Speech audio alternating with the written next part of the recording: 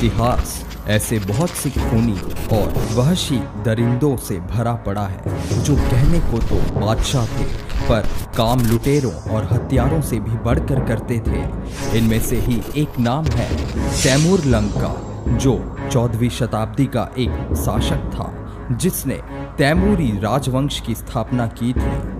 उसका राज्य पश्चिम एशिया से लेकर मध्य एशिया होते हुए भारत तक फैला था। भारत के मुगल साम्राज्य का संस्थापक बाबर तैमूर का ही वंशज था। दोस्तों, पिछली बार मैंने आपको पद्मावती यानी कि रानी पद्मिनी के बारे में बताया था और आज मैं एक ऐसे शख्सियत के बारे में बताने जा रहा हूं जिसने 2 करोड़ से भी अधिक लोगों की हत्या की है। जी हाँ, मैं बात कर रहा हूं तैमूर लंग की। स्वागत है आप सभी का हमारे चैनल में।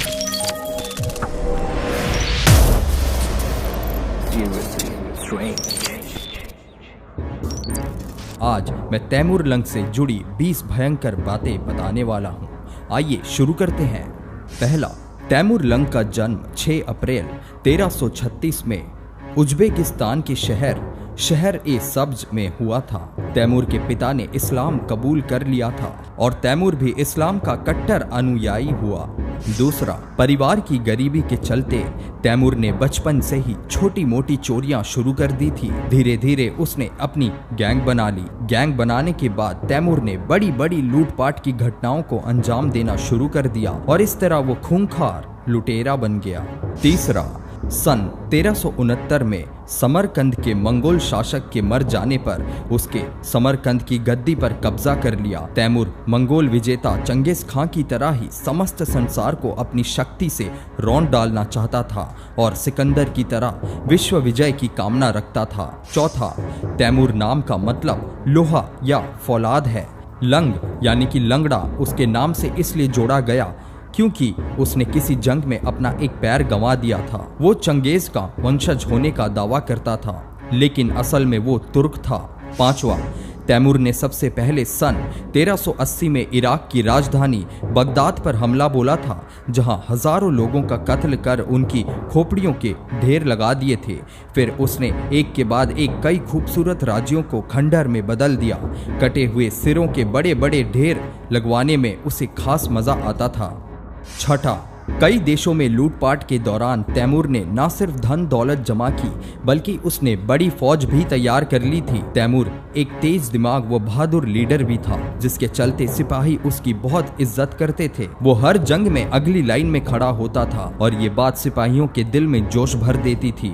सातवां, कई राज्यों को जीतने के बाद तैमूर ने भारत पर हमला करने की योजना बनाई। उसने भारत की धन दौलत के बारे में बहुत कुछ सुन रखा था, अतः वो भारत पर हमला करने के लिए आतुर था। आठवां, शुरू में तो तैमूर के सेनापति भारत पर हमला करने के लिए तैयार नहीं थे, पर जब उसने इस्लाम धर्म के प्रचार के लिए भारत में हिंदू धर्म के विरुद्ध युद्ध करने का अपना उद्देश्य घोषित किया तो उसके सेनापति भारत पर हमला करने के लिए तैयार हो गए। नौवां, तैमूर के भारत हमले की पूरी जानकारी उसकी जीवनी तुजूक तैमूरी में मिलती है। जीवनी की शुरुआत वो कुरान की इस आयत से शुरू करता है, ऐ पैगंबर, काफिरों और विश्वास न लाने वालों से युद्ध करो और उन पर सख्ती बरतो। भारत पर हमला करने के संबंध में वो लिखता है, हिंदुस्तान पर आक्रमण करने का मेरा ध्येय काफिर हिंदुओं के विरुद्ध धार्मिक युद्ध करना है। इस्लाम की सेना को भी हिंदुओं की दौलत और मूल्यवान वस्तुएं मिल जाएं। 10वां, सितंबर 1398 में तैमूर भारत पर हमला करने के लिए समरकंद से रवाना हुआ और सिंधु नदी के रास्ते भारत में घुस गया। सबसे पहले उसने तुलुम्बा नगर पर हमला कर वहां के हजारों निवासियों का कत्ल कर दिया और कईयों को बंदी बनाया। कई मंदिर नष्ट कर दिए गए। 11वां, इसके बाद उसने कश्मीर की सीमा पर कटोर नामी राजपूत किले पर हमला किया और तमाम पुरुषों को कत्ल और स्त्रियों और बच्चों को कैद करने का आदेश दिया। कत्ल किए गए पुरुषों के सिर की उसने कई मीनारें बनवाई। तैमूर अपनी जीवनी में लिखता है कि थोड़े ही समय में दुर्ग के तमाम लोग तलवार के घाट उतार दिए गए। घंटे भर में 10,000 लोगों के सिर काटे गए। इस्लाम की तलवार ने काफिरों के रक्त में स्नान किया। उनके सरो सामान, खजाने और अनाज को भी जो सालों से दुर्ग में इकट्ठा किया गया था, मेरे सिपाहियों ने लूट लिया। मकानों में आग लगाकर राख कर दिया। 12वां, तैमूर ने जब जाटों के प्रदेश में प्रवेश किया तो उसने अपनी सेना को आदेश दिया कि जो भी मिल जाए कत्ल कर दिया जाए। इसके बाद वो दिल्ली की तरफ बढ़ा और रास्ते में आने वाले नगरों को मिट्टी में मिलाता और लोगों को कत्ल करता रहा। साथ ही साथ उसने हजारों लोगों को बंदी भी बना लिया। 13वां, दिल्ली के ऊपर हमला करने से पहले वो लोनी नगर में ठहरा। अब उसके पास बंदियों की संख्या 1 लाख से ऊपर हो गई थी, जिनमें से थोड़े से ही मुसलमान थे। दिल्ली पर हमला करते समय वो इन बंदियों को कैंप में अकेला नहीं छोड़ना चाहता था और उसने आदेश दे दिया कि सभी मुसलमान बंदियों को छोड़कर सबको कत्ल कर दिया जाए और जो इस आदेश की पालना करने में नाकूर करे उसे भी मार दिया जाए। इस आदेश के संबंध में तैमूर अपनी जीवनी में लिखता है, इसलिए उन लोगों को सिवाय तलवार का भोजन बनाने के कोई मार्ग नहीं था। मैंने कैंप में घोषणा करवा दी कि तमाम बंदी कत्ल कर दिए जाएं और इस आदेश के पालन में जो भी लापरवाही करे उसे भी कत्ल कर दिया जाए और उसकी संपत्ति सूचना देने वाले को दे दी जाए। जब इस्लाम के गाजिया को ये आदेश मिला तो उन्होंने तलवारें सूत ली और अपने बंदियों को कत्ल कर दिया। उस दिन 1 लाख अपवित्र मूर्ति पूजक काफिर कत्ल कर दिए गए। 14वां, दिल्ली पर उस समय तुगलक सुल्तान महमूद का राज था। वो एक अयोग्य शासक था।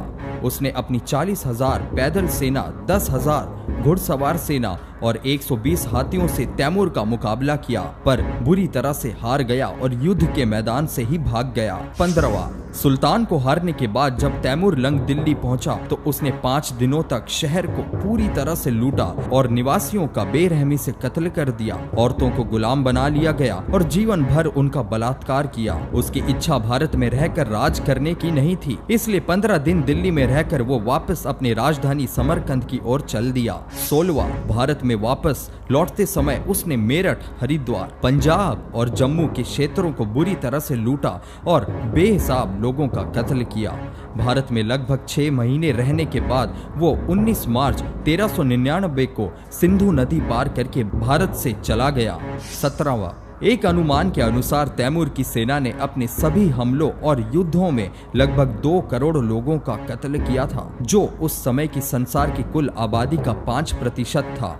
18वां, उज्बेकिस्तान के लोग आज भी तैमूर को अपना हीरो मानते हैं और उसकी कई प्रतिमाएं उज्बेकिस्तान के शहरों में लगी हुई हैं। उज्बेकिस्तान के इतिहास में तैमूर को एक हीरो की तरह पेश किया जाता है और उसके काले कारनामों के बारे में बिल्कुल भी चर्चा नहीं की जाती। 19वां, तैमूर की मौत सन 1405 में उस समय हुई जब वो चीन पर हमला करने के लिए जा रहा था। मृत्यु के पश्चात उसे समरकंद में दफना दिया गया था, जहां आज उसका मकबरा बना हुआ है।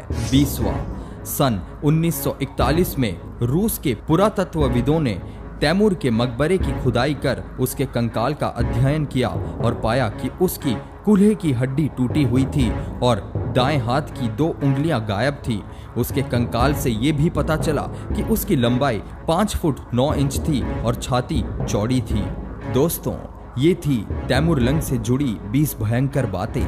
ये वीडियो आपको कैसी लगी हमें कमेंट के माध्यम से अवश्य ही बताएं। वीडियो को ज़्यादा से ज़्यादा लाइक और शेयर करें और भी ऐसे रहस्यमय कहानियों के बारे में जानने के लिए देखते रहिए सीरियसली स्ट्रेंज।